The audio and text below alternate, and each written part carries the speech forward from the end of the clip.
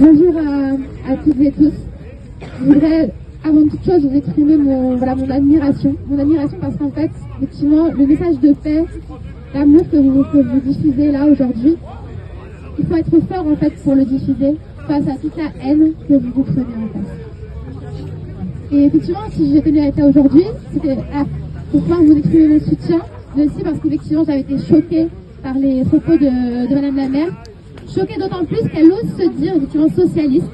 Et à mon sens, c'est un véritable crachat que de se prétendre de gauche quand on est raciste. Quand on est raciste, on assume les choses, on prend sa carte ORL, on ne se dit pas de gauche. Je tenais à être là aussi, de façon générale, parce que le climat actuel dans le pays m'inquiète. Il m'inquiète parce que, alors ça fait longtemps malheureusement que vous subissez l'antiziganisme, on le sait, hein, on a vu ce qui s'est passé pendant la guerre. Et malheureusement, la France n'a pas tenu compte, n'a pas, retenu l'action si je puis dire. Et elle continue de vous stigmatiser largement. Mais actuellement, je suis encore plus inquiète. Notamment parce que le ministre de l'Intérieur, M. Retailleau, a tenu des propos extrêmement inquiétants. Ça faisait longtemps qu'on n'avait pas entendu parler dans l'hémicycle des gens du voyage. Et là, récemment, je ne sais pas si vous avez fait attention, mais il en a parlé dans l'hémicycle pour dire qu'il prévoyait un grand plan contre les gens du voyage.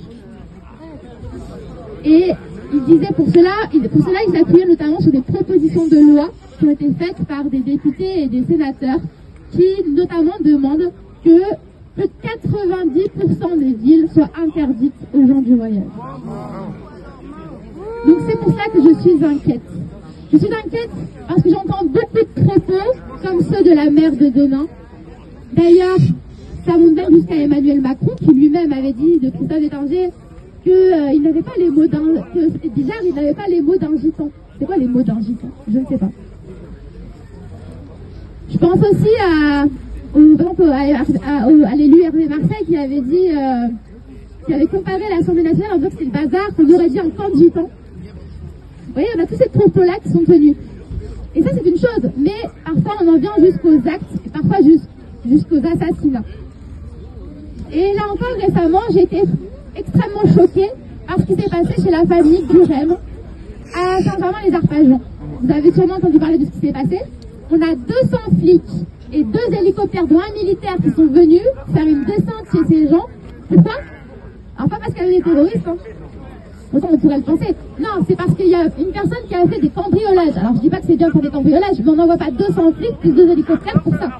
D'autant que, forcément, quand on a autant de personnes de débarquent, c'est pas pour s'occuper d'une personne. Donc dans les faits, ils ne s'en sont pas pris juste à la personne concernée, ils s'en sont pris à toute sa famille et à tous les voisins. Et ils s'en sont pris, moi je dis qu'ils s'en sont pris à eux, ils s'en sont pris physiquement.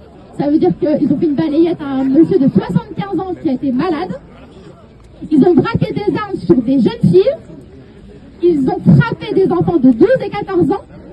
Et quand leur mère a dit ne les touchez pas, ce sont des mineurs, et ben ils lui ont foutu un plomb dans la figure. On l'a vu sur une vidéo, elle était en sang.